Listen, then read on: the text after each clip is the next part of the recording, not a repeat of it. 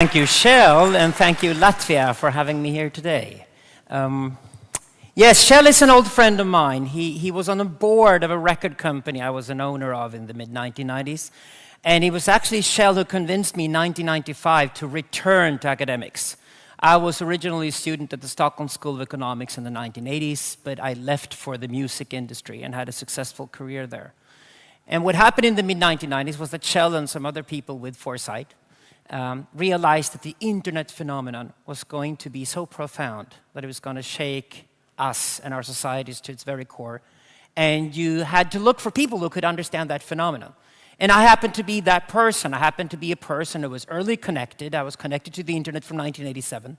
But I also worked in a media industry. And if you work inside, for example, a record company, you understand very early on how to deal with media. And the medialization of society is what the internet is all about. Though there are very few people who work in media industries who are also academics. So sometimes you just need to have that niche where you actually combine two things and you personify a hybrid of two things that need to be connected. And the combination of media and academics is where I came in. So I was convinced by Shell in 1995, and since 1996 I've had two jobs. I'm still very involved in the music industry. Right now, the music industry is going from 10 really depressing years, the file-sharing years, into probably 10 wonderful years, the Spotify years, the streaming years. So in that sense, it's a bit similar to the Latvian economy. But it's a thrilling place to be. But I also have this other career where I work as what today would probably be called an internet sociologist. So my job is not to understand how a machine like this works. My job is to understand what this machine does to us, how it affects us, how it changes our self-image, it changes our worldview, it changes social relations between human beings in a very, very radical sense. Because this is not a smartphone, this is a predator. This is a machine that eats everything else. This is a machine that's taking over the world. And we will soon have smartphones as ideas implemented into absolutely everything in our surroundings.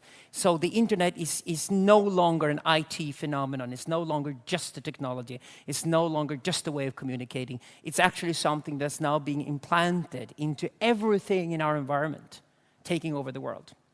And the scary thing is, we have let this happen without knowing what it does to us.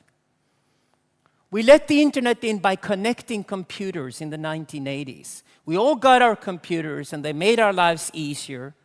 And then we started connecting these computers to each other. And what we've done by doing that is that we've created one huge, giant computer that we're all, 7 billion of us, connected to. And because we're humans and we're vain and we're narcissistic, we like to believe that we are in control of this huge machine, when in reality, history teaches us again and again that this machine controls us. So what is really happening now, and it's going to happen over the next 100 years, is that this machine is going to do what it wants to do. And it's going to do it to us. And the only thing we can do at best, if we're smart, is to adapt to this new technology. And that's where I'm going to stay today. I'm going to try to make us all in this room adapt better to this new technology and being humble and respectful towards it because it's now controlling us.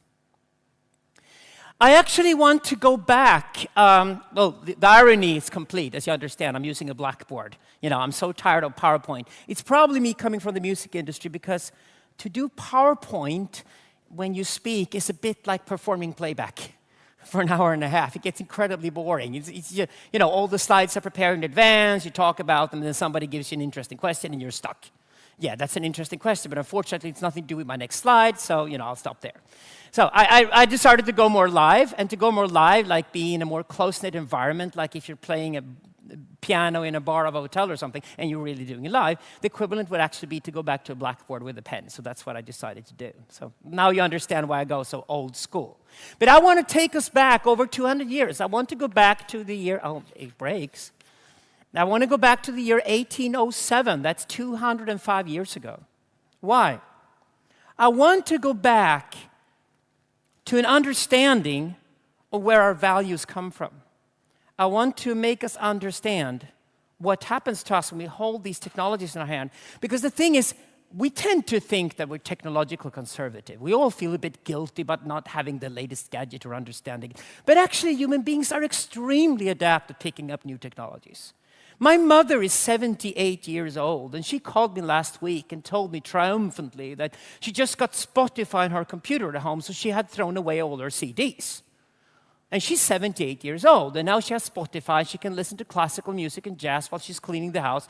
And she decided that CDs are actually very ugly things and very boring to look at. So she threw them all away and replaced them with some, stuffed African monkeys or something like that. That's more interesting to look at.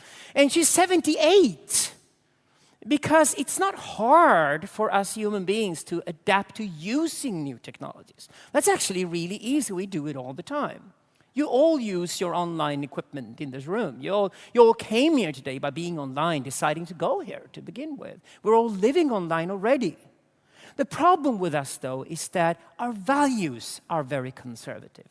So the problem right now is that we're using our smartphones and our laptops and our iPads, and they're controlling us. But we have values that are stuck in an old paradigm. We have the values that our parents gave to us. And these values are no longer relevant. The world has moved on, so we need to drastically change our values. So the values are connected with the technologies we're using. And that's the hard process for us, because we love to stick with old values. And again, history shows the people who can most rapidly get rid of the old values and move on to the new world, and to the new values of new technologies, are the ones that become the winners. So let's go back to 1807. What happens then? Well, we have two guys here. We have a philosopher guy, a very bright Alexander Bard guy called Hegel. And he lives in a town called Jena in eastern Germany, not too far from Latvia. And then we have another guy, an entrepreneur, and he's called Napoleon. Napoleon is a very angry Corsican dwarf, sitting on a white horse, with his hand stuck underneath his coat. And he's riding through Europe on his white horse. And behind Napoleon is the biggest and most efficient army the world has ever seen. And he crushes everything, including the Prussians who lived where Hegel lived. And while everybody else in Jena was terrified of Napoleon and hated his guts, who's this Corsican dwarf is crushing Prussia, and making us stand here in shame, Hegel was triumphant. Hegel saw what he called Die Weltgeist. He saw the world spirit personified in Napoleon. What Hegel meant with that was that he saw a person who was the New Age. And what Hegel had realized, and one of Hegel's ground theses is that we constantly have to rewrite history to understand ourselves. The only way we can understand ourselves is by forcing ourselves to rewrite history and understand history from a new perspective. That's exactly what Hegel did. He did it in a most wonderful and totally mad book. It's called Phenomenology of Spirit, and it came out in 1807. And it opens with Hegel's fascination with Napoleon's army. What Napoleon really did was that he constructed a new system with an angry Corsican dwarf at the top, some generals here, some other officers here, and then cannon fodder at the bottom. That was Napoleon's army. Doesn't every army look like this? No, they don't. What was unique about Napoleon's army? It's probably taught in Latvian schools as much as it is in Swedish schools, that the secret of the success of Napoleon was the fact that he had the first army of conscripts. So every young Frenchman had to be in his army, whether they liked it or not. That's not true. There were conscript armies before. Napoleon's army was the first army in world history where everybody inside the army could read and write. What Napoleon had discovered was that France, being the first nation state in the late 18th century, which is exactly why they got the French Revolution, it was the first country where you could actually afford to print books in such high volumes that you could actually make everybody in that society read and write. And Napoleon used that information advantage. And that's what the Napoleon's army was about. So what Napoleon did was that he communicated his dictates to people who then got it printed and understood exactly what he was about to do, even down to the very bottom of the hierarchy. Even the cannon fodder of Napoleon's army could read and write. And what Napoleon had realized was that a soldier who can read and write is 100 times more efficient as a killing machine compared to a soldier who can't read and write. And that's why he beat the shit out of the Prussians, because they couldn't read and write. They hadn't invested in reading and writing. This is all about information flows. So what Napoleon did was that he created an extremely efficient army.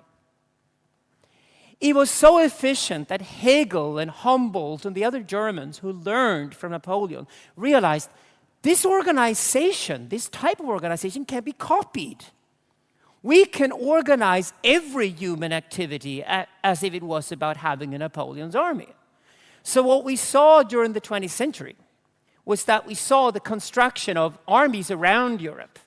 Sweden even copied it so hard they took one of Napoleon's generals and made him the king. You know, back then Swedish kings were fighters. They didn't sleep around with army of lovers singers like they do these days, you know. They were real men back then. We built the nation state. We built bureaucracies, you know. We built the corporations. I'm sloppy here. We built the factories inside the corporations, according to this model. We even built the police force that controlled citizens in Latvia and Sweden. We built the prisons where we locked up people who didn't behave properly. We built schools with blackboards and teachers who force-fed children information. You know, I'm one of these guys who think we should give a computer to every school kid in Sweden instead of trying to copy the Prussian model, which unfortunately is what most Swedish politicians still try to do, you know? There we go. And, of course, we built the hospitals. When we got sick and old and dying, we were all sent to a building where there was a patriarch walking around in a white coat behaving as a Napoleon. He's called a doctor. Doctors are the people still around today in today's society who still think hospitals are built for them, so they can look glorious and magnificent and sleep around with a lot of nurses. Whereas the rest of us know that hospitals are really built for us as consumers, and if we don't get the drugs we want anymore, we go to a website in Abu Dhabi, and then we order it, and it's being dropped in Riga the next day, so we don't have to go see a doctor anymore. As you can see, all these magnificent institutions that we built over the last 150 years originated in the insight that if we can teach people how to read and write, we can organize society in an extremely efficient way, creating enormous wealth that can be distributed to each one of them. This is a fantastic innovation. This is a great way of looking at the potentiality of a society. Hegel was a genius, and so was Napoleon. And the connection between the two, the connection between a philosopher who understands and sees what's really happening, combined with an entrepreneur, is a magnificent mix. So we should start out by being very respectful towards our parents and their society. That's the least thing we can do to understand how magnificent this is. But here comes the problem. We've all realized that all these institutions are in a state of crisis. Something has happened. And we have to dig into understanding what really happened. What happened? What was this all about? You see, this thing here starts far earlier. What Napoleon discovered and used was the widespread knowledge of how to read and write in French society. And the reason why that had become an affordable luxury, so people could read and write, was an innovation was truly revolutionary that happened a couple of 100 years before, the printing press. The real revolution was not the French Revolution, I would provocatively say. The French Revolution in 1787 was just a chaotic consequence of the real revolution. The real revolution was the printing press. Because it was the printing press that changed the condition that Napoleon could later use. So, we need to understand this again. What happens when we get these information flows and what has happened to them? Because if we have a crisis for these institutions now, it must be because the information flows go in a different direction than this one, top down. What is a printing press? Sociologically speaking, not technologically. Technologically, it's a machine. It was invented in Germany in the 1400s by Gutenberg. And by using this machine, we could mass-produce text. The average cost of a handwritten book in Europe in 1450, If you would like to have a book like Söderqvist and my book, this is the American edition of our book. It's called the Futurica Trilogy. This is a paper book. Okay. If you wanted to produce a paper book in 1450, you would have to probably go and see a monk and a nun in a Latvian monastery, and they would be quite snobbish. They'd be like, well, there's only like 300,000 of us experts around Europe who can handwrite a book because we have this wonderful skill, we can read and write. And because there's only 300,000 of us and we're all monks and nuns and we're being very snobbish, you have to stand in line to wait for your turn. And once you get through to the monk or the nun that's going to handwrite your book, your one copy of the book, they're going to tell you, yes, I can make a copy of the Futurica Trilogy for you so you can have your own copy of the book. It will cost you 150,000 euros. In today's currency, the average cost of producing one book in Europe in 1450 was 150,000 euros. No wonder there were very few people who could read and write. It was terribly expensive to learn that art. What happened then is that if you go to 1550, a revolution has occurred. The printing press has played its cards, and what we have is a Europe where the average cost of producing one book is 30 cents. Now, 30 cents is a lot less than 150,000 euros. That means you're going to produce more books, you're going to produce them in higher quantities, more people are going to be able to afford to buy books, more people are going to be encouraged to read and write, and eventually the political systems around Europe realize that to back up the new growing and expanding industries of Europe in the 19th century, they need to make it a priority to teach every child in Latvia or Sweden or Germany to read and write. And then you can create Napoleon's army. So we need to understand that out of one machine, we created the modern book. We also created a book that came out every day, the newspaper. And the newspaper became the solid foundation for building what we today call the democratic nation state. You cannot create a democracy, you cannot create the rule of law unless you have a lot of people who can read and write. That's impossible. It hasn't been done anywhere. But it's been done through the newspaper and the dialogue between citizens in the newspaper. We also have paper money, an originally Swedish innovation in the 17th century, that makes it possible for us to move value between two people with ease. Before, you only had metal coins, which was incredibly clumsy, and that slowed down trade. And the more you slow down trade, the less you can specialize, the less you can benefit from an economy. So this made the economy explode. What we call capitalism is also a product of the printing press, because what we refer to as capitalism is nothing but an economy based on the value exchange of paper money. But here comes the interesting thing. I said this is a sociological phenomenon, the printing press. Radio and television, developed in the early 20th century, are also printing press, sociologically speaking, because they function exactly this way. We might laugh when we look at North Korea in 2012, where we have the dictator Kim Jong-un, walking on television every afternoon and having a presenter saying that Kim Jong-un is so fantastic, like the generous welcome that I received today. But they have it every day, Kim Jong-un is amazing and all that. Well, Sweden was exactly the same way in the 1980s. We had only one state television channel, and they said Olof Palme was amazing every day. That's it. That's the way it works when television's older you have. So you have these technologies, and they're all one and the same thing. They're connected with this worldview because the information flows work exactly like this. So there you go. Now, here comes the revolution. Starting in California in the 1970s, people began connecting computers to each other. It was done for all various reasons. Nobody really saw the visionary aspect of it. The American defense wanted to do that. The American army thought it was great because if we connect computers, then we can exchange information very easily. Universities realized that if you connect the universities with each other, they can exchange papers and ideas with each other, and they can all benefit from that. Slowly but surely, everybody realized that if we connect with other people, which we love to do, we all become more efficient, more specialized, and the economy can grow. This is exactly what happened. But what is it the internet really does? When I started working with this in the late 1990s, there was a phenomenon called the dot-com companies. The dot-com companies was exactly the type of thing you do, the mistake you do, when you use an old model and try to apply it to a new phenomenon. Basically, the underlying assumption was that this is a new phenomenon called the internet. We're going to exploit it and make money from it. And that's what we can do. What the internet really does is that it kills what you used to make money from.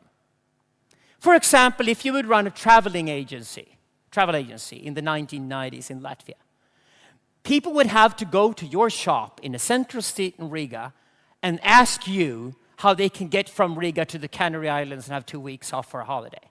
And you would sell them a ticket, and you would sell them a hotel room, maybe generously in a package, and you would charge them immensely for it.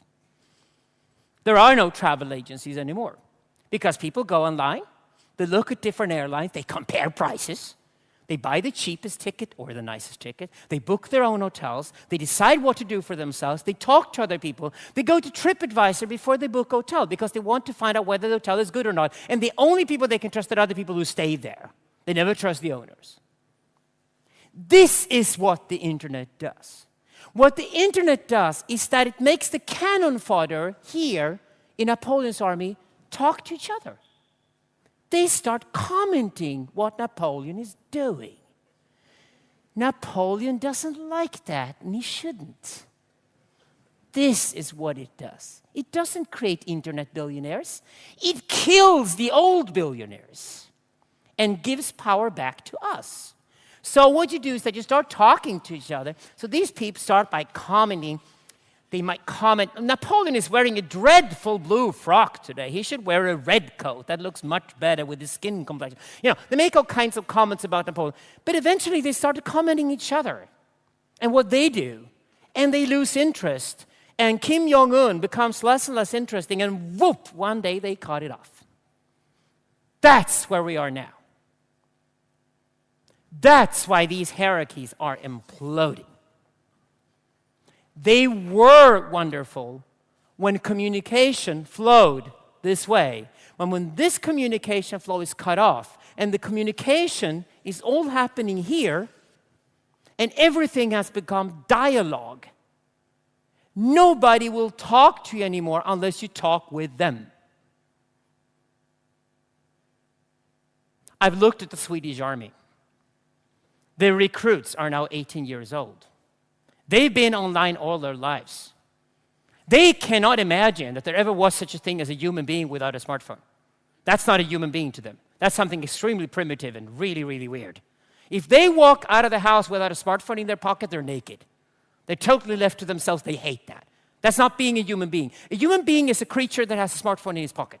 That's what a human being is. They have no idea that there ever was anything else. That's their world. Now, when they're conscripts and they're brought into the Swedish army and they're 20 years old and they've never taken an order from somebody else in their lives, everything breaks down. It doesn't work. It collapses. They have no idea what to do with it. It's just like, oh, no wonder they're trying to do drones, send drones instead of soldiers, because soldiers can't take orders. Because there's no way young people today are going to take orders, and they will never take orders. Because they will never have to take orders. They live in a world that works perfectly well with constantly dialogue between all parties in all directions all the time. That is their world. It might look confusing to an outsider who is 45 years old, but it works. And the interesting thing with people, once they're past 17 years old, the values and valuations they've accumulated by them when they're 70 years old, they always keep for the rest of their lives. They always did and they always will. That's how we human beings work. So if we're 40 or above 40 years old, we are going to have to adapt to their world, not the other way around, if we want to be successful. That's where we have to start. We still teach kids in schools in Latvia and Sweden that there was such a thing as the Stone Age. And the Stone Age was followed by the Bronze Age, and the Bronze Age was followed by the Iron Age. We still teach our kids this. Do you believe people during the Stone Age were aware of the fact that they were Stone Age people? You're laughing. You see how confused we are now? We don't even believe these stories ourselves. There never was a Stone Age. The Stone Age was invented in the 1850s. It was a wonderful concept because, like Hegel said, to understand ourselves, we constantly have to rewrite history. We have to give history new priorities and remove other things. There are no historians around anymore who write histories about kings and battlefields because we find such a history banal and ridiculous. It doesn't say anything about us. It doesn't say anything about how we arrived where we are now. And that's why it's become a ridiculous story. It's become an irrelevant history. And history is all about relevance. History is all we have. History is identity. When you think of who you are, you will think of an idea of you were being born, a number of years ago. And the creature being born there and the creature you are now is who you are. You are your history, and our society is our history. Latvia is Latvian history. Everything around us is history, and history has to be rewritten. So why are we teaching our kids there was a Stone Age? We're doing it just out of habit. We're doing it because our grandparents created a history that said first there was stone, then there was bronze, then there was iron, and one day we built a factory.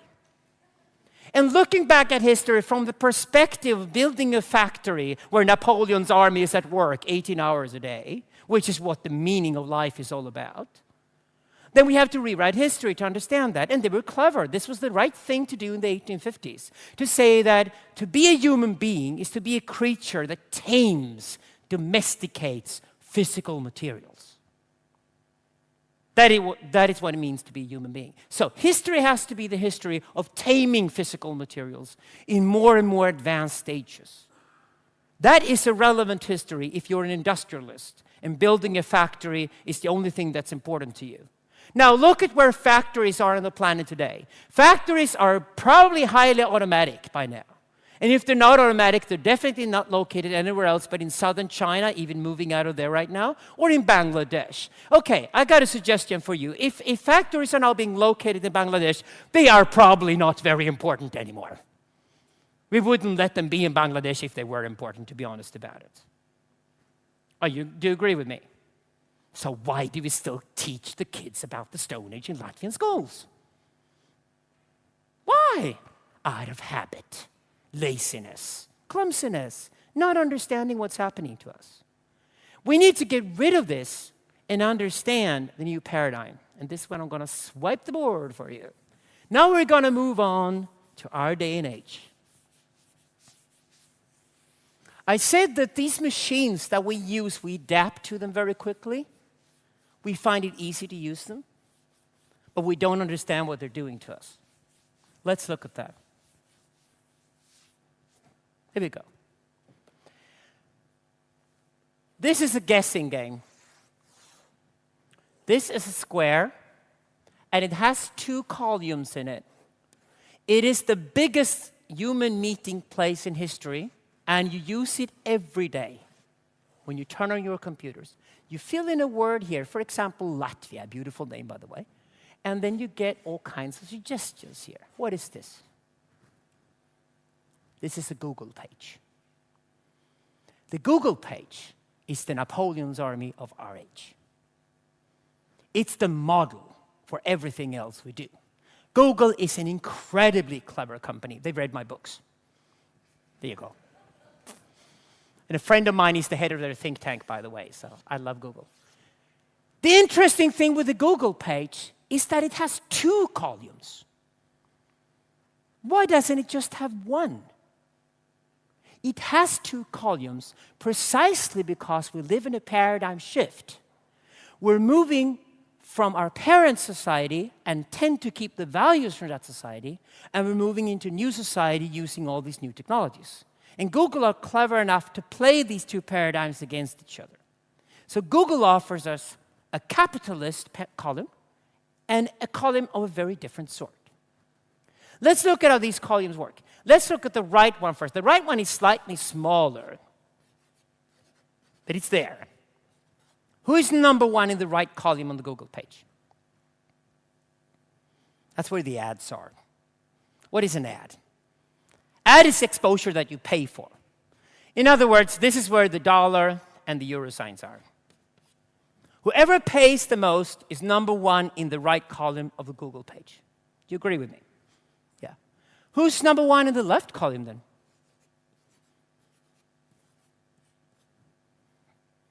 Google have an algorithm. They use an algorithm, and the algorithm has different components. But it has two key components. And this is a new principle. It looks like this. You have two components, and they have to multiply each other to create the sum of Google's algorithm. In contemporary English, we would speak of awareness, and we would speak of credibility. And these two, when multiplied, create a value called attention. And it's attention that Google want to measure. This is what they're interested in. So how does this work? It works this way. You get scores for awareness if people know that you exist. For example, you can go to a village in Nigeria and you can ask 100 people if they know what Latvia is. Some will say they don't, some will know exactly what it is, and some will guess and guess wrong. So you can measure exactly how much awareness there is for the name Latvia in a village in Nigeria. This is what Google do all the time. Every time you use your computer, every time you search at Google, they will register your behavior. And they will find out whether you're aware of something or not. And they will accumulate this awareness from billions of users around the world and create an awareness value. The other value is credibility. What value do you attach to it? If you know there's a country called Latvia, do you think it's a cool and happening and interesting country? Or do you think it's a really boring, sad place you never want to go to? Do you think of it as a place that you might find your future husband and wife, or a place you want to go on your holiday? Or do you think of it as a place that has no interest whatsoever to you because you're far more interested in Cameroon, which is a neighboring country of Nigeria, than you're in Nigeria? Google measured this too. They measure how long you stay in a website and what you do while you're there, and if you return or if you recommend that website to other users. That is what creates the credibility value.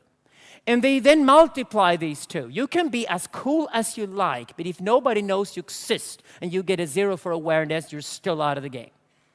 Or you can be something that everybody knows about, but that nobody pays any attention to, that nobody finds valuable. In that case, you get high score for awareness, but if you still get a 0 for credibility, your attention will still be 0. You need both, and they're multiplied with each other. This creates attention, and please remember this word. Because attention is what puts you number one in the left column. Please note what is not in this formula. There is no dollar sign in there. You cannot throw money at something and get attention. Why is that? How much does it cost to start a Facebook page? 0. How much does it cost to open a Twitter account? 0. How much does it cost to open a homepage? 0. How much does it cost to even start the internet in a clever country like Latvia, where internet broadband is now being distributed to all citizens, which is a very good idea, by the way. They don't do that in Italy. Nothing. The internet doesn't cost anything. It's a huge creature operating at 0 cost. The thing about us human beings, too, is that we don't like to pay for something unless we have to. So when we look at the two columns on the Google page, if the guys in the right column paid to be there, it can only mean one thing. It can only mean that they tried to get into the left column and failed and became desperate and started throwing money at their problem. That's exactly what happens with the internet. The internet is all about ideas. It's all about entertainment. It's about information. It's about social relations. It's about being popular. It's about being that kid in school that all the other kids want to play with. It's about being that clever kid you need to talk to so you can score better on your next school test because he's intelligent and he's read and understood things. It's a social monster in a literal sense. We value each other on the internet according to the information and the entertainment that another human being can provide us with. And we all want to hang out with the coolest kid. That's the internet. It's a huge global playground operating at zero cost. This means that we know subconsciously when we open the Google page that the guys in the right column are desperate. They are the Napoleons that are losing power. And they still have this one last asset that they accumulated over the last 200 years, which is called capital. And they're using that tiny little resource they still have called capital, throwing the capital at their problem, while the capital is slowly but surely moving to the guys who don't need it. That is why Google is worth billions and billions of dollars. They don't care about their valuation. They make the money anyway as a byproduct of being a social monster. This is the internet. Take a firm look at it. You already know this because you use it every day. I'm just putting words to something you were already aware of. Now, here's the real cruel thing. Google have made the left column slightly bigger, as if to give us a hint that the left column is slightly more important. You know, a hint. Let's look at the actual traffic at Google. It turns out that when we use the Google page and we do search, over 98.5% of the traffic goes to the left column. Over 98.5% of the traffic on the internet goes to those who already have the attention that then increases their attention even more. Less than 1.5% goes to the right column. And because we don't make a single decision in our lives anymore without going to places like Google first. You don't make any decisions in your life anymore without going online. You don't even talk to anybody anymore without going online. You go online and you check their Facebook page to check out what they look like, who they know, what their family's like, where they live, how much money they make, if you like. You go online today to check all the people. If you're going to talk to somebody at all, to even spend time talking to them, you need to check them out on LinkedIn or Facebook or Twitter first, because there's so many other people out there you could talk to instead. We already do this, all of us. You would not be here today unless you had online decided that you were going to put your physical body inside this room this afternoon. Admit that. That's where we are already. So, that's the world where we live. This explains the title of my speech today, Life After Capitalism. Ladies and gentlemen and excellencies, we have just empirically proven that capitalism is dead. This is empirical evidence. The traffic is now attentionalistic. You don't sit online and wait for somebody to pay you to go to a specific website to be informed or entertained. You would find that extremely vulgar and banal and stupid. I do what I want when I go online. And I go to places where I want to be informed or entertained, and when I can hang out with my friends that I have chosen to be with. That is what every little schoolgirl today thinks of when she thinks of the internet. That's the empowerment that interactive technologies gives to every person on the planet. And there's no way back. What happened when the printing press rolled out with its enormous force over Europe in the late 15th century was that the 300,000 monks and nuns who'd made a fortune from being these snobs who could handwrite, was that the monks and nuns walked out on the streets demonstrating. Stop the printing press now! It's killing our jobs! Nobody cared. And by 1550, 100 years later, there was not a single handwriting professional left in Europe. They were all wiped out. The same thing is happening now. There's not a single piece of evidence even to show us in the direction that capitalism will even survive in its smallest forms. Because This part, the 1.5% that goes to the right column on the Google page, is becoming smaller and smaller every month. We're all moving over there. What are the consequences? Let's look at what happened at the last paradigm shift and get back to this whole thing about values and valuations. How do we construct a worldview? How do we see our lives, the society we live in, as a whole? What we do is that we use a certain way of communicating with other human beings so we can relate to them in a certain way. And with that comes a lot of different aspects of what it means to be human that we tend to think of as timeless, although they're actually not timeless at all. They're specific for our way of communicating. So a good way of looking at this is actually to make 3 columns. What happened at the last paradigm shift, and then look at what could happen now. Here we go. We used to have a society dominated by written language. We then started printing and mass distributing information, Napoleon's army. And we've now moved into an age where all information is becoming interactive. You can no longer open a communication thread with another human being unless they feel you will listen to them. If you try to talk to somebody, they will just cut you out. The only way to communicate now is to communicate with and mean it. No other way. The patriarch is dead. So, what kind of societies do we create? Well, we had a society that was based on agriculture. We lived in the countryside. So you lived in the countryside of Latvia. And what happened was, we lived in the village, and land ownership was the basis of the economy. We then moved.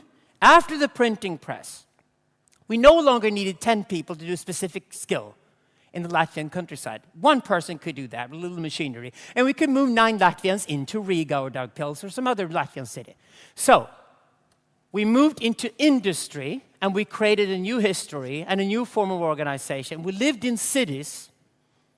Your address was a city address, a street in Riga, if you had power. And we had money, capital as the driving force. This was my dad's universe. My dad read a book in Sweden called Taxeringskalendern, taxation calendar, you know. He compared his income with other men. Because whoever had the most money when he died was the winner. That was the point of living. Accumulate wealth. What else? We had a power structure in the countryside. We had landowners, and they were called aristocrats, and they were having dinners with kings and with cardinals. And they created a power structure where they ruled over the peasants in the Latvian countryside. And they also had something that combined them. They had a production of truths. They went to church. Sunday at 11 o'clock. Boop, a solid society is formed. All based on the idea that you live in the countryside with agriculture and handwritten language. Because that's the kind of society you can create when you have those information flows. What then became so efficient was the information flows became far more efficient when they were mass distributed at very little cost. So we created in parallel a bourgeoisie in the cities.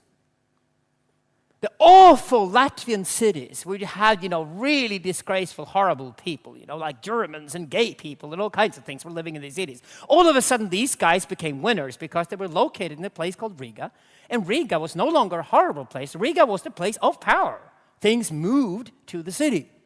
And this bourgeoisie, they controlled the workers in the factories and created in the 19th century a new power structure, which ironically had a new production of truth.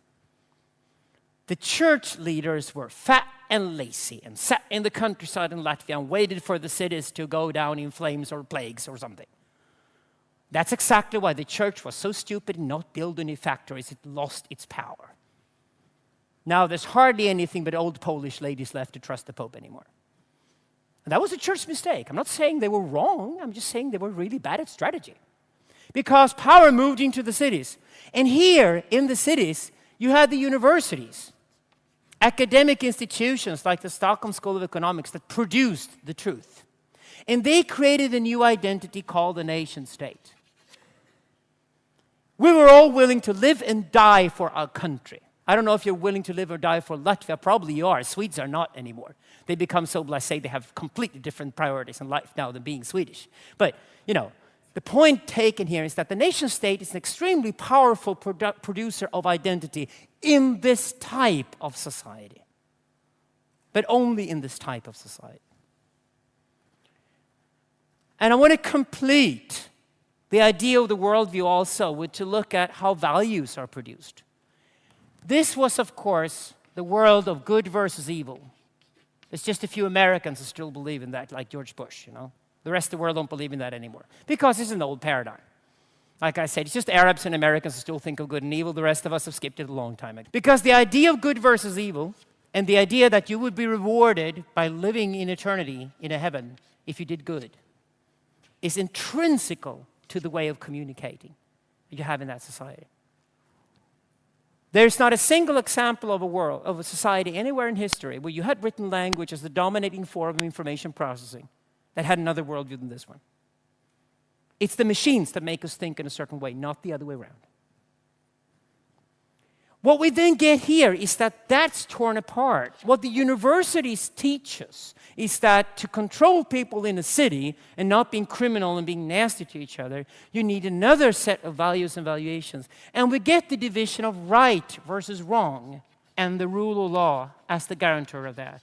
And every country on the planet that implements a functioning rule of law has a prospering economy as a reward. That is also an idea coming out of the 19th century. But here, it's no longer the idea of eternity. It's no longer that you're going to live in another life. You know, if you work in the fields, one day you're going to be rewarded and you're going to go off to eternity and play harp or something like that. No, it's the idea that your parents, your children will be better off than you are. That's driving this idea, the idea of progress. Do you see now how you get a complete worldview out of the machine? The point is that this worldview was intrinsical to the machine from the very beginning. And the people who understood it first are the ones who became the winners. If you were in the Latvian countryside and realized, gee, I'm going to move to Riga, and I'm going to learn how to read and write, and I'm going to start a factory and tell my kids there was a Stone Age, and I'm going to organize people around me like Napoleon did with his army, you became a prosperous, successful Latvian entrepreneur, and everybody wanted to sleep with you. That's how history works. The first guy who gets it wins. And that's where we are now. You have a unique chance to walk out of this room today and go home and start fixing your Facebook page and your Twitter account and all these things that doesn't cost you anything. You can fix all these things and you can start to take control over your life and you can become a winner because you know how it works now. The point is that this is all Napoleon's army stuff. What is replacing it? What kind of society is now growing out of the smartphones into the lives of teenagers in Latvia and Sweden today? What kind of life do they live, and will they live the rest of their lives and take with them and teach next generations? It will look like this. To begin with, they don't work in factories anymore because they don't live in Bangladesh. They work in media. Media is driving everything else. If I take a bottle of mineral water like this one, an Evian, you know what? The water inside this Evian bottle is 1 cent at the most. You think you're buying it because of the water, you're not. You're probably paying, say, 3 euros for it. That means 2.99 euros are paid for something else than water. It's called brand, and it's a networking effect. You're buying it because you think of yourself as an Evian person, and as an Evian person, you're cool. So you don't drink Latvian tap water, although it's brilliant. You buy the Evian water so you can stand there in front of everybody else who's come here today and be an Evian person instead of just a regular Latvian tap water drinker. Social relations decide everything in your behavior. That is media. So values move there. So whoever sits and designs an Evian bottle and an Evian marketing strategy and an Evian social communication strategy is dealing with something completely different than water. The water is just there. It's not part of the value anyway. Evian is basically air. We don't live in cities anymore. Do you have cards? Do you still carry cards with you? Come on, hands up if you have a card. Don't be ashamed, that's all right. You're old. Okay. Young people don't have cards and never will. It's a ridiculous idea to have a card because they have Facebook pages. So if you remember their name, you will go and find them on Facebook whenever you like. You don't need a card because a card has a name and a physical address on it, and they don't live in a physical space anymore. They've all moved to cyberspace. They live there. That's life. That's where they are. That's where they build their identity. Turn off their Facebook page and you've killed them. Literally killed them. That's not a fantasy, that's reality. Because other people can only connect with them through their Facebook page. So if they don't have a Facebook page, they do not exist. We've already gone through the principle of attention. This is a world obsessed with attention. There is no way you can attract. For example, there's a lot of young Latvians who left Latvia over the last 10 years and moved to London or Stockholm or Germany, and you're trying to figure out a way to tempt them to come back to Riga, I guess. Well, to begin with here, if you're going to do that successfully, you have to connect with them and create an attention. So the attentional value of Riga becomes bigger than the place where they already live. Then they will move. But it's all about attentional value. Is Riga a cool place to live in? Is it fun to live in Riga? Is it fascinating? Is it easier to start your own company with your friends? Maybe it's easier to start a company with your friends in Riga than it is in London. Maybe it is a cooler place than London. Maybe you can stay out in discos later at night than you can in London. Because if you can do all those things and you can then do that story, then they will move back to Riga. Unless you manage to do that and create that story, they will not move back to Riga. This is how the world works today. It's all medialized. It's all about creating narratives. And knowing Scandinavians and knowing how good they are at doing things, but how bad they are at storytelling, I would probably think that the only people who are even worse than Scandinavians at doing good things and are not being very good at telling them, it's probably Baltic people. Right. You're doing everything right in Latvia, except people don't know. Tell them. Tell them. It's like somebody said, the problem with sustainability in Scandinavia and the Baltic countries is not that they're greenwashing. They're not trying to make up stories about them being sustainable. The problem in Scandinavia and the Baltic countries is that we are sustainable, but we're really bad at telling it. So we're green hushing. Tell people about what you do. They love to hear a good story. We get a new upper class of netocrats. I'm terribly sorry, but these old patriarchs who are 55 years old and have loads of money, the kids could not care less and never will. But if a girl walks into the room and she's 18 years old and she has a cool blog where she talks about traveling and clothes and seeing guys and all those things, and she has 160,000 followers a day, she's probably already immensely wealthy and she's cool. And she will stay cool. Because she will run the companies of the future. Because the companies will have to offer her that position because she knows how to get people interested in a story. Bloggers are the new leaders of the world. They're netocrats, social monsters. And we also have consumptarians. A consumptarian is a person who's gone online, and we all go online. But a consumptarian is a person who hasn't found out how to be a successful social person online.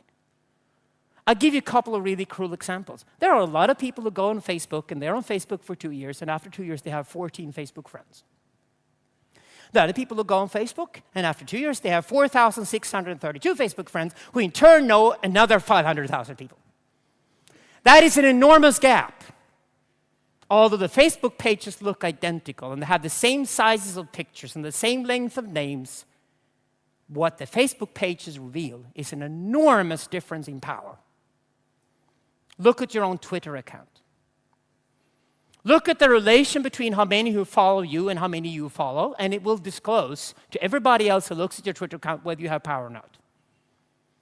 The people who follow you should be at least 10 times as many as the people you follow. Otherwise, you don't even count. Young Latvians today speak English, but they tweet in Latvian. Why? Because you're afraid your grandfather will be upset because you're leaving the language you were born with? No, probably because you just don't think. Because if you tweet in Latvian, the only people who will follow your tweets and have an interest in them are people who speak Latvian, which, for example, I don't. But if you tweet in English, which you can speak, you have billions of people around the world who can follow your tweets. And you can be their ambassador in Latvia. Had you ever thought of that? It wouldn't cost you anything. It doesn't cost. It just takes getting out of the habit of doing what your neighbor does and using that as an excuse of not moving forward. But in reality, a paradigm shift, like the guy who was mobbed in the Latvian countryside and moved into Riga and became the coolest guy in Riga and then started the factory. We can learn from that history because history is repeating itself. No matter how you feel in the city square of Riga, in the physical space, no matter what kind of stature you had, no matter what your income or your wealth was, you have an unique chance in your life right now to become a netocrat. And then all those factors are being ignored. The only factor that counts is how other people perceive you online. The only radical way of looking at the world today to understand it is to understand that this is what you're holding on to now. This is the new phallus. And you're holding on to it for a very good reason. You're holding on to it because the way other people in the world perceive you is you are your address book. And this is what this is. This is an address book. The personal thing with a smartphone is your address book. You are the people you know. You are the people who will talk back to you if you contact them. You are only as powerful and as important, as influential, as the network of people that surrounds you. Every person on this planet who will not call you back if you call them is a minus point. Start there. That's how you're being perceived by others. We are our address books, not because we've chosen to be address books, but because we're perceived being our address books by other human beings. Because that's how the online world functions. When you meet a new person today, subconsciously, the first question you ask yourself is that, who does he or she know? And the answer to the question of who does he or she know is the answer of who this person is. There is no substance left inside ourselves. What our parents believed in was a concept developed by René Descartes in the 18th century, before the French Revolution, called the individual. If you're 40 years old today, you live in what I would call a state of hyper-individualism. Like a lot of things in history, it really peaks just before it dies. It's like you're squeezing the last energy out of it. And 40-year-olds in Latvia and Sweden today are obsessed with one project in their lives. It's called self-realization. I'm going to be more myself. I have a few kilos to lose. I'm going to go to the gym. I'm going to re-educate myself. I'm going to put more energy into my career. Hey, my wife or my husband are quite boring. I'm going to change them for somebody better. This is what 40-year-olds do all the time. It's called hyper-individualism, and the project they're involved with is a product of self-realization. You mention the word self-realization to a 70-year-old Latvian kid with their computer, and they have no idea what you're talking about. Oh, that's mom. She goes to the gym. She's a freak. I don't get it. Because the idea that you're realizing a self is totally alien to 70-year-old because that's something that's alien to the online world. Actually, if we're really radical here, if we really see the truth, we have to realize that the 20-year-olds today don't even believe that there is an individual. They don't even see human beings. They live in a universe that consists only of relations. It's only the thing between two human bodies that's of interest. That's the only thing that exists. The node to which this connection is connected is of no interest whatsoever. It's Einstein's physical relativism applied to the soul, applied to the idea of what it means to be a human being, because the internet is the most relativistic phenomenon we ever developed. And now there's no way back. So they are not individuals. Individual, and you know a lot of good Latin here in Latvia, because you're really good at Latin, I know that. Individual is Latin, it means something you cannot divide, undividable. The better way to talk of the 70-year-olds is to skip the in and talk of them as individuals. There are multiple personalities in one body. The one person in that community, another person in that community, the one person in the morning, the one person at night, the one person with the parents, another person with the brothers and sisters, then another person when they talk to somebody on the other side of the planet, the one person when they play games, there's another person when they're on Facebook. There's different people all the time. What used to be a really, really serious pathological disturbance has become a winning formula. This is the golden age of the schizophrenic. The split head. The more personalities you can harbor, the more Twitter accounts, one in Latvian, one in Swedish, one in English, one in German, the more different personalities you can harbor in your body, the better off you will be. That I can promise you. There's no point in being a solid individual anymore. That idea is dead because it's boring and nobody wants to communicate with somebody who's always the same. What they want is somebody who changes all the time. That's a good friend. That's an interesting friend. That's somebody you want to know. Well, we don't go to university anymore to find out what's going on. We pick up our smartphone, we go to Wikipedia, there the information is. So the information is now produced by us collectively together and we then put it inside our pockets. Doesn't make us very wise, I totally agree. 17-year-olds are very stupid. They know even less about the internet than you do, but they use it and you don't, so you have to go home and catch up. But you know, at least you get the theory. I'm not saying 17-year-olds are intelligent in any way, because it's not very intelligent actually to put the information inside your pocket and not inside your head, because if it's not in your head, you won't process it. But that's the way the world looks, so we have to adjust to it. They're going to be incredibly stupid, but they're going to know that the smartness is in their pocket. And together with friends, they create what they call wisdom of crowds. So they do crowd behavior, because they know that if I do what my friends do at the same time, it's probably more likely I hit it right than if I try to do it on my own. That's why you can't even hire this generation on their own anymore. If you work with human resource at a company in Latvia, don't hire them one by one. You have to hire 5 at a time. Including one of them who you think is ridiculous, but actually keeps the other 4 together. Because they come in groups. They're extremely social beings. They're not individuals. That's the key. Maybe Lenin was right after all. Maybe we're all becoming communists. I don't know. This is what the web does. An identity here, and this is important, it's not created through the nation state. It's created through subcultures. These communities that young people create today, they hang on to those communities.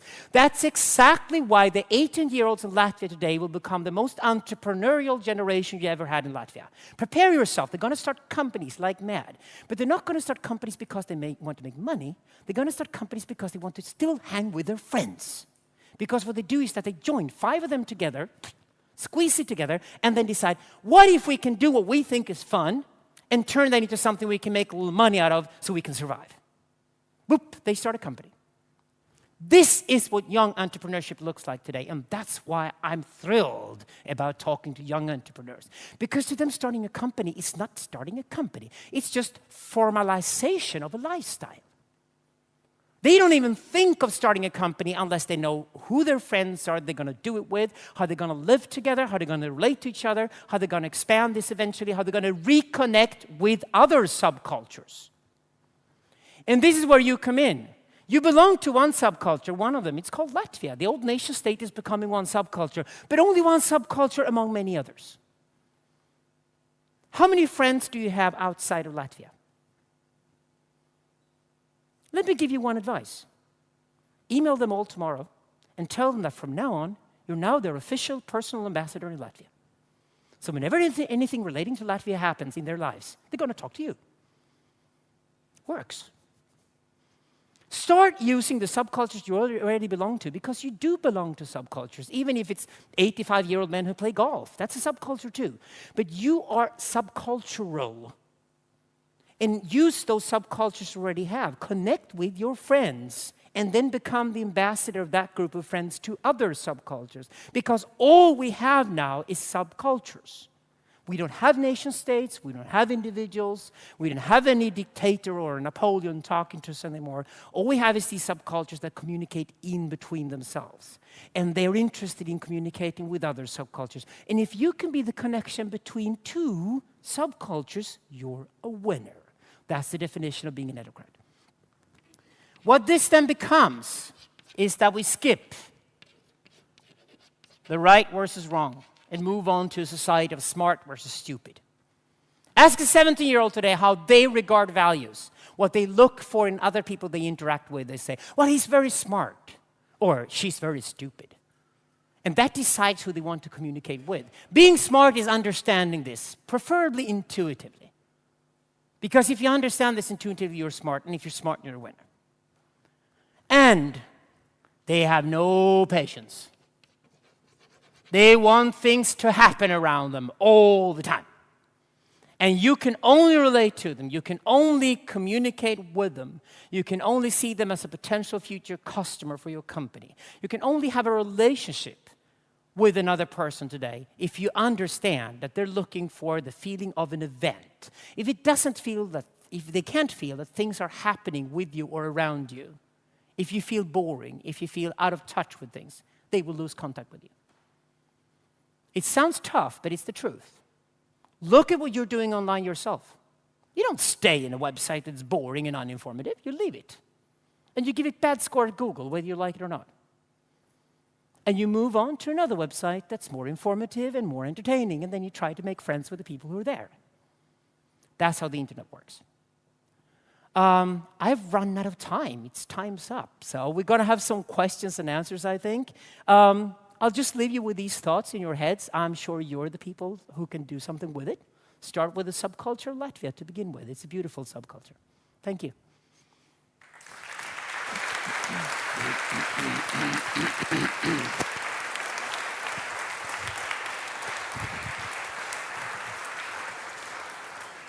Thank you. Thank you, Alexander. Thanks for your thought-provoking visions. May I kindly invite you to the chair for the questions and answers, and I hope I can introduce my colleague, Manta Zalatoris, to help me with the questions and answers session, and I hope that all of you will use this opportunity to provoke Mr. Bard back, as he has done to you this last hour. So, there is no Mr. Bard here. I'm a schizophrenic individual, so I have no prestige. If you can kill this hypothesis, I'm perfectly happy because it gives me excuse to write a new book. I hope so, they will do. Well, first of all, thank you very much, Ansis. Thank you very much, Alexander. I think you deserve an Evian. Okay. I'll drink the water and forget it's an Evian bottle, yeah. Basically, the whole thing is that Alexander told that he does not really like to be in Napoleon's army, but all he did for an hour, he dictated. So now actually there is a time for the interaction. And we will see how his theory works over here, whether you have some questions for him or not. So my suggestion is that we speak to each other. Basically, whomever would like to asks the question, and Alexander has an obligation to answer. Wonderful. There are two people with the mics around here.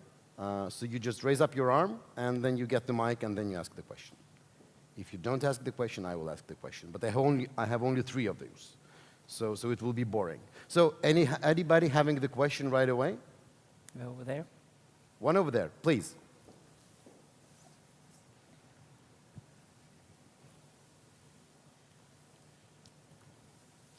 Hello, my name is Erik Madsen. I have just a very simple question to Mr. Bard. Who will win, the internet or the tax authorities?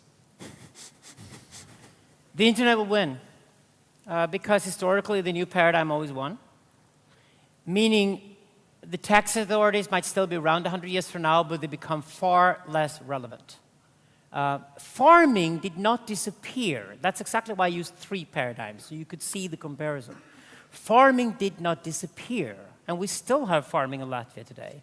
But when you buy a package of great Latvian bacon, for example, the actual value of the bacon you pay for, a very small amount of that goes to the farmer.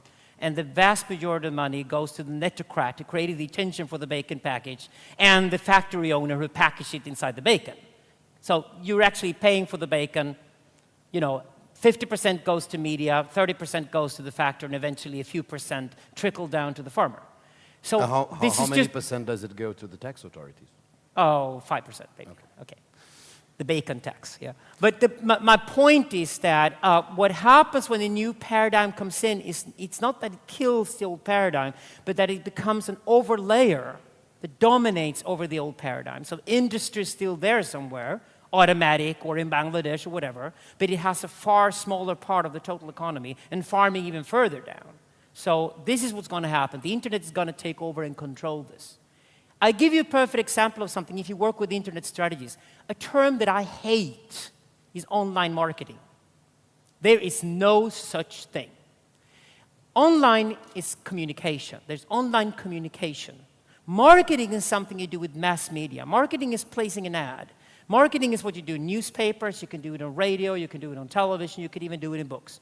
But you cannot market anything online. You can only communicate with something online. And I think it's a really important thing to stress here, because if you're putting up a strategy for your company, don't ever let anybody come in through your door and charge you for doing online marketing, because it's a total waste of money and time.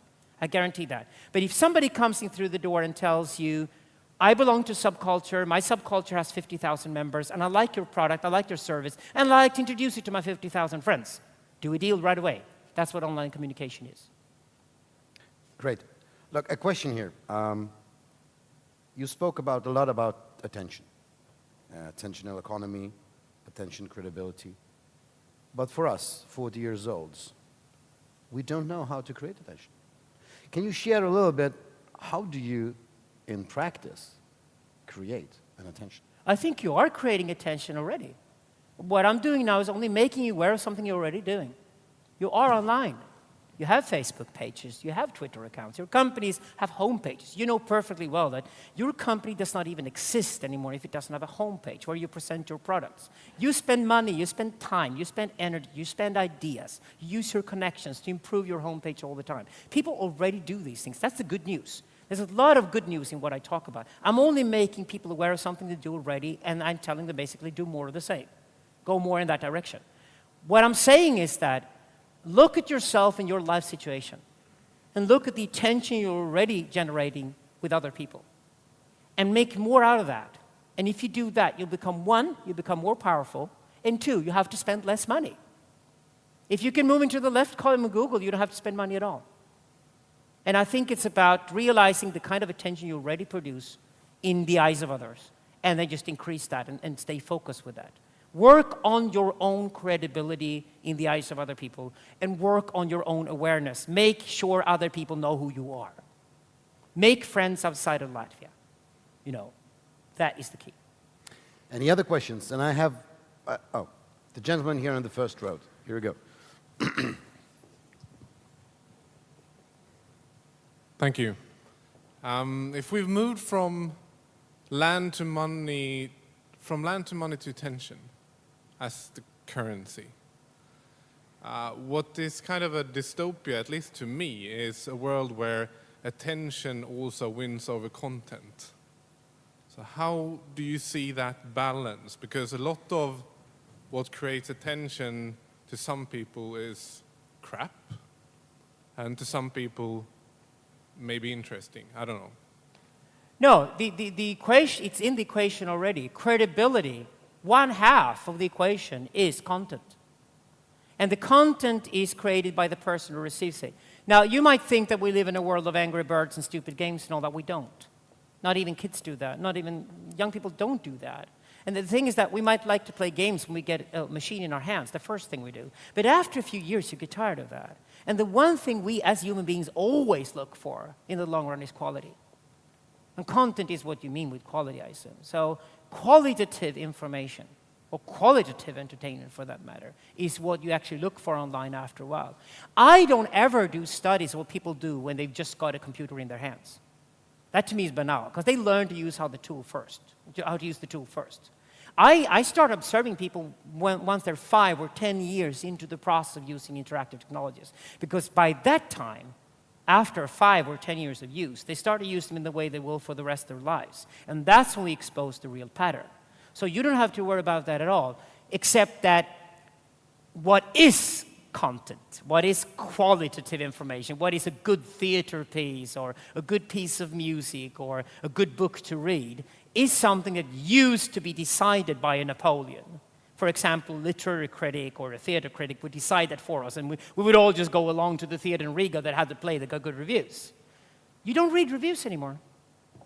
When you want to find out which theater play that would fascinate you in Riga, that would challenge you, that you would like to see, when you think of which art gallery in Riga you want to go to find new inspiring art that challenges you and changes your patterns of behavior and makes you a new expanded human being, when you want to meet a new person and have a love life or whatever, all these things, you're looking for quality, but you decide what is quality, and you decide it by going to your friends and even to friends of friends to find out from their experience which is the place to go. So we have, as a mass, become the critic rather than an individual critic.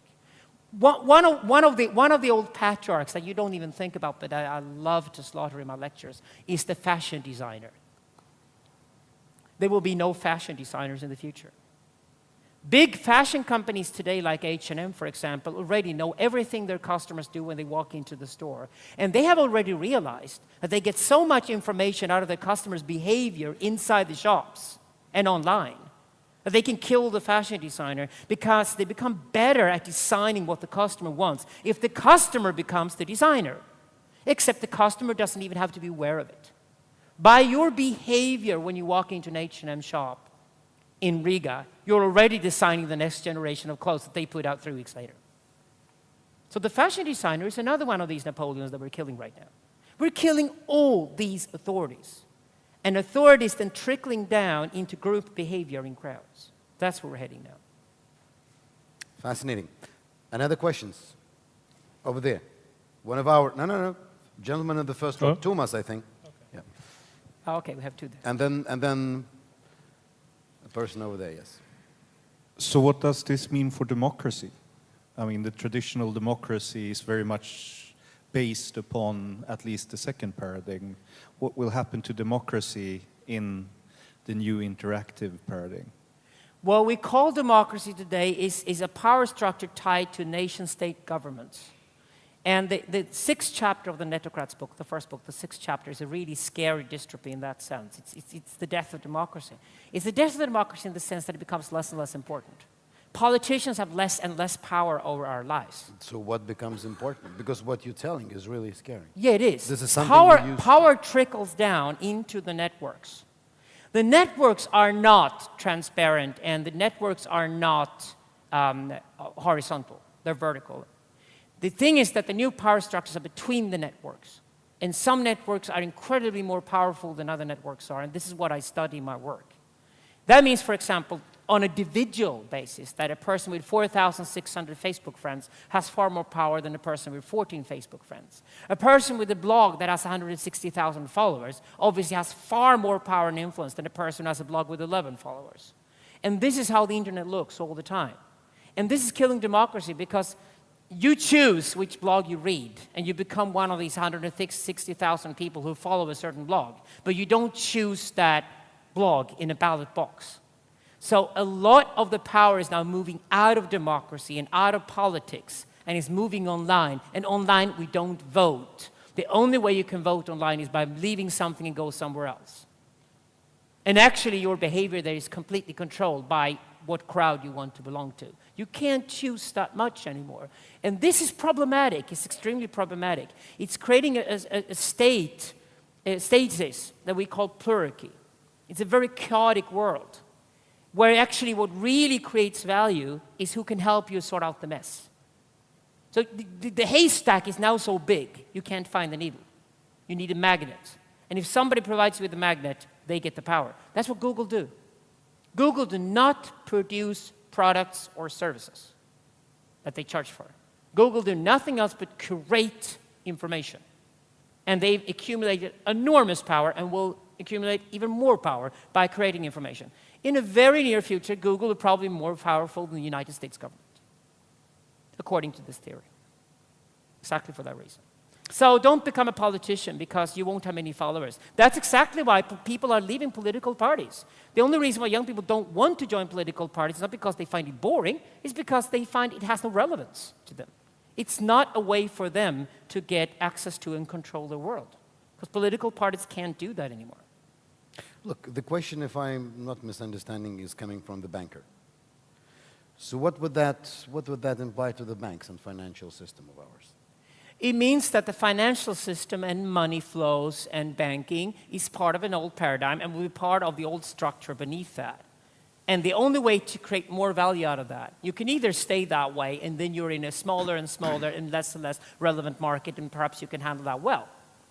But if you look at how can you create value on top of the fact that you have access to money when people need money, how can you connect that like a social lifestyle? So, for example, a certain blogger has a certain bank account in a certain bank. That's just a primitive example of that. But this is how it goes. From now on, you need to create another value on top of what you used to create, which was financial value to people, if you want to be a major player. Did you see good examples of the theory that is already working, except the Google? PayPal. PayPal is far more clever than any bank on the planet. I can take from the music industry, Spotify, an idea developed in Sweden and launched in 2005, is now alone as a company worth 4 times more than all the world record companies combined. PayPal will probably likely be worth far more in 5 years' time than all the world's banks combined, for example, because it makes transition of money value smooth and simple between people. I'll give you an example. Latvia is far more advanced than Germany. Because in Germany, if I take a taxi from the airport in Munich to my hotel, I have to pay cash. How utterly old-fashioned. That's Germany. Germany is a scarily conservative society. Besides the fact they're selling machines to the Chinese right now, I think they'll have a lot of problems 10 years from now, because they hate everything new in Germany. We like to think that we're modern in Latvia and Sweden because we use credit cards. And because the internet is free when we check in a hotel and all those things. And that's as Latvia is an extremely modern country compared to Germany. Sweden is the same way. The problem is that why do we even use credit cards? Why don't we make all our payments with the cell phone? Because we all have one. We should have done that already. Do you know which is the first country in the world where over 50% of payments are made through mobiles? Where? No, Kenya. Kenyas. Which means, if you sit and develop a mobile payment system at a bank in Latvia today, you're going to have to pay for Kenyan patents to make that system work. Just goes to show again that those who are hungry and see an opportunity out there, which could perfectly well be in Latvia rather than Germany, have a unique chance right now, at this moment of history, to get ahead. Just be clever. A question over there. Yeah. You gave us a very cool figure before. Only 1.5% of people actually click on adverts, and all the cool young people are clicking on the relevant links, right? And I guess that number is also decreasing with time. But 97% of Google revenue actually comes from advertising. So it's basically Google is leeching off old, uncool people who still click on adverts and of people who want to pay for that. So as the time passes and those people extinct, what happens? Will Google die because it will run out of money? No, you're missing the point. Larry Page and Sergey Brin did not start Google to make money. That's my answer. You have to find out why they started the company. Ask them. They started the company because they wanted to make a better world by processing information more efficiently. The fact that they do make money and that they become billionaires is a side product of the real mission. What motivated them to start Google, what motivates them to go to work every day, is that they really believe they're going to make a better world by giving the internet to everybody as a new tool. Their purpose is not to make money. It is if you buy Google stock, probably, but not for Sergey Brin and Larry Page, and not for the people who work at Google. So they're attentionalist to the core. The most important thing for Google, and this is interesting, the most important thing for Google is to be here when you put search engine on the Google page. They practice what they preach. And they would have disaster meetings, I assure you, if Bing or Yahoo or somebody was ahead of them on their own page. There you go. So what you're telling us actually is that we should live life, we should do what is exciting for us, and if we are successful and the others will follow, and then the money will follow. Yes. Just like if you moved to the city and started a factory and people told you, if you move to the city, you will have nothing to eat. I kid you, every Saturday, every farmer of Latvia would storm into Riga to try to sell their produce. Money is not a problem if you're socially successful, because people will throw money at you if you are socially successful. Look at Google and learn. If you become a social monster, money will come your way as a byproduct. That's given from this theory. Hey, social monster, it sounds scary. Why should we become one? I think we are. Already? I think we are social beings. We are not solitary animals. Polar bears are solitary animals. They have no oxytocin hormones in their systems. They even kill and eat their own children. We don't. We are social beings. We're a very social animal. We like to hang out with other people. Actually, if you leave a little child alone, it will die. It will die from oxytocin shortage. That's how important other people are to us. We are social beings. The internet is in this way. It's both scary and it's new, but it's also a dream that's being realized. Maybe the original dream of all human beings being interconnected with each other as if they were one being together. And I'm looking for that for my fourth book, actually, of what I call the metaphysics of the internet, of is there a dream here that we've always had as human beings that's finally becoming realized, actually, through the internet? A dream we never thought could happen that's now happening. And I'm looking for people right now around the world who felt that and believe in that, and they try to make that their mission, that this is a dream come true, with enormous potentials, obviously. And that's going to be our fourth book, actually. I'm interested in that a lot, the metaphysics of the internet.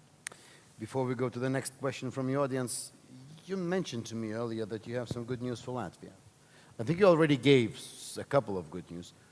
What are the mega good news that you have? Education, education, education is key. And infrastructure. Who told that? Wasn't that? It always was. It always was. Over the long term, beyond the euro crisis, beyond the awful crisis you had here after 2008 and 2009 that you did handle very well. But beyond that, the bigger picture over, say, 50, 100 years is all about building infrastructure. And you know perfectly well that the countries of the planet that invested in railroads in the 19th century became the most prosperous countries in the world in the 20th century. Basically, North America, Japan, and Western Europe. Those became the wealthiest countries on the planet 100 years later. It's the same thing all over again. And I'm very happy about this. When I check in hotel in Riga, the internet's for free and the broadband is fast. That's a good sign to me, because that's not given if you travel around the world today.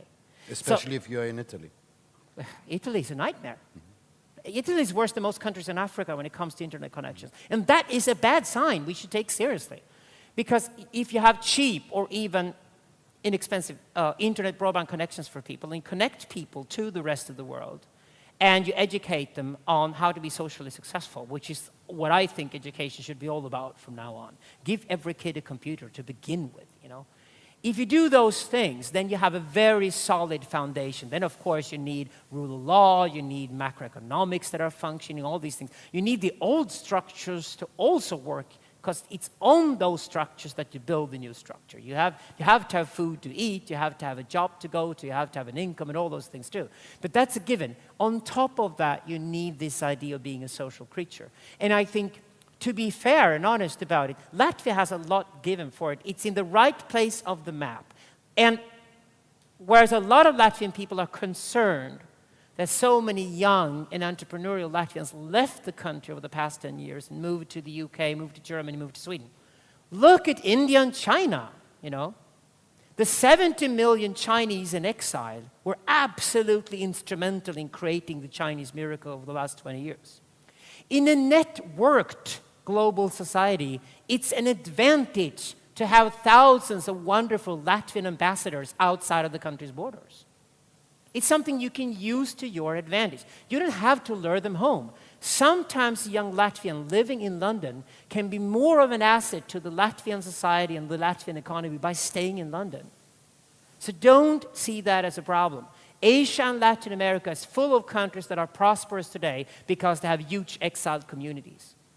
And actually, it's the countries that have become isolated, that nobody's leaving, that are having the most problems adapting to the new globalized world. So that's not a problem, actually. And language, language, language. The key here is the English language. It used to be British language, then it became an American language. This century, the English language will most of all become an Indian language. But it's still the global language.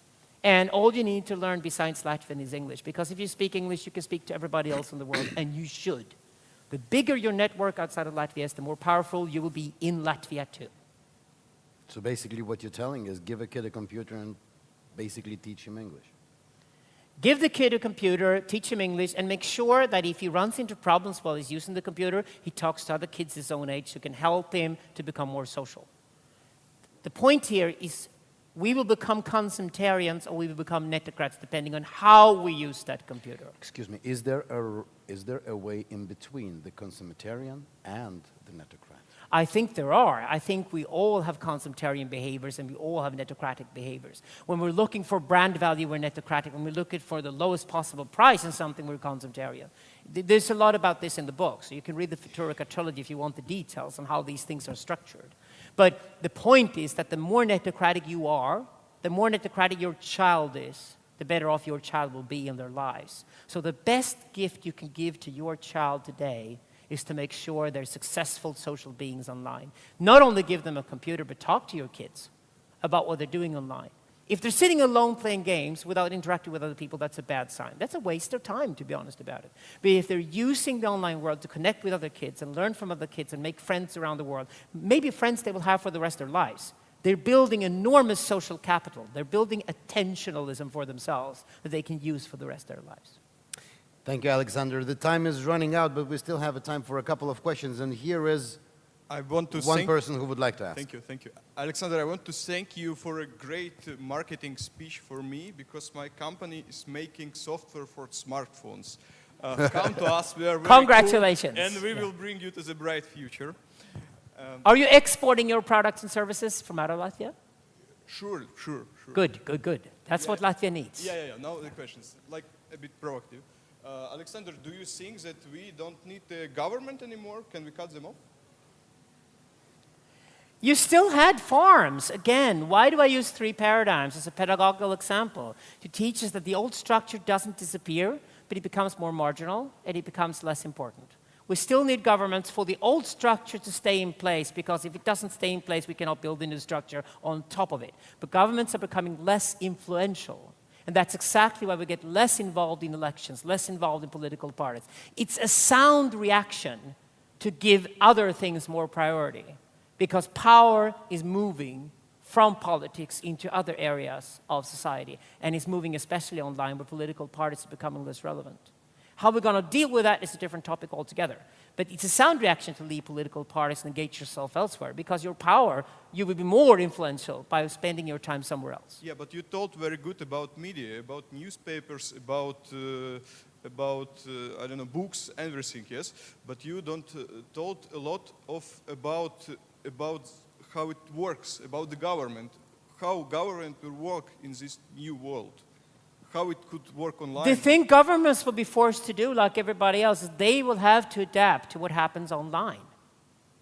So the government's main preoccupation from now on, to be relevant at all, is to make sure that your internet connection works. That's the #1 priority for governments today. Okay, thank you. That's exactly what we're talking about the future of Latvia here. What should you invest in? That's a governmental issue. What should you take your Latvian tax money and invest it in? And I say infrastructure and broadband, and that's exactly what you're going to invest in, and you're being wise doing it. That's what governments do. Well, I hope only that helps. The last question from the audience. Who dares? There we have it. The ambassador. Whom else? Well, first of all, thank you very much for an extremely thought-provoking lecture. I think you have proven that we are entering or have entered into a new world where old patterns have been broken down. We are in a new society. We are moving on to a world very different from the one we have known, at least those of us who are a little bit older than the 17, 18 years you were talking about. But there are also challenges and dangers, I think, in this new society. One such which you didn't mention but is cyber terrorism, cyber warfare, which is something it seems many governments are focusing a lot on at the moment and are very worried about. And you've seen some examples of it in recent history, but perhaps you could say a few words on that issue, the vulnerability. And also another thing is that when old patterns are being broken down in the way they are, with what you call this cannon fodder communicating to one another and so on and so forth. You also have what you probably would call Napoleons who don't agree with that. And you have countries, China is one example, Iran is another example, where they do everything. They put absolutely enormous resources into making sure that these networks, when they are set up, are being thoroughly controlled and that all information are not being let through. Really enormous resources. Well, they're desperately trying. North Korea is yes, another yeah. example. So could you say a little few words about that and what Yeah, you I think do. will happen in and that? there's a very tragic underside. It's a very, very good question. The strength, my credibility as an internet sociologist is based on one simple fact. And it was that when I started working with this 15 years ago, I decided not to be for or against. Never go into the discussion of is this good or bad? Because good for some, it's bad for some. The internet creates as many problems as it solves. Let's start there. And I give you the irony of it all. The Netocrats first became a bestseller in Sweden, then it was translated to English, and all of a sudden it popped up in the weirdest places. And within 2 years, Jan Söderqvist and I were visiting Brazil, South Africa, India, China, and Russia, where the book had become a bestseller. Wonder why, you know. Who is the hungriest out there? You had the BRICS countries. And we ironically became bestsellers in those countries before the BRICS term was used. Nothing happened in London or New York. Our book was originally published in England. Pearson had really bad sales figures in the UK. It's like nobody cared or nobody got it or whatever. But the book became a huge hit in South Africa and in China, so they didn't really worry. But it fascinated me and John. And it turned out when we came to South Africa and we asked people, why do you read the book and why do you love it so much? They said, because you've killed the myth that there's a third world. There never was a third world. The last trace of colonialism was the idea that there's some kind of an inferior third world that can't help itself, which was, of course, just racist nonsense. You know? Then September 11 happened in America, and suddenly our book became a bestseller in America. And it turned out that our American publisher, who'd first had a flop book called The Netocrats, had realized that there was a scary last chapter of the book, the 11th chapter. And there was even a line, a sentence in the 11th chapter that said, in the very near future, we will see people or groups of people arise that take ideas from old paradigms that really should be relevant for our age, and then mix them with the new interactive technologies and create a lethal cocktail. And they're going to create the terror and the wars of the 21st century. What we described 3 years before it happened was in really horrible detail, we described what September 11 was. And after that, I started giving a speech, especially to American audience, that I called, From Facebook to Al-Qaeda, the internet is a monster. Because the only way to look at the internet is that it's a monster that creates as many problems as it solves problems. And of course, we should give priority to the things we can do right now for good. But we also have to understand that the internet is going to create enormous problems like cyber warfare, cyber terrorism, all these things that we have to get around. And nation-state governments, dictators are going to try to control us. They do all the time. They always did. They always put a camera in the corner of the room and observe everything we do and register it, just like H&M do when we go shopping for fashion. Governments do in every street.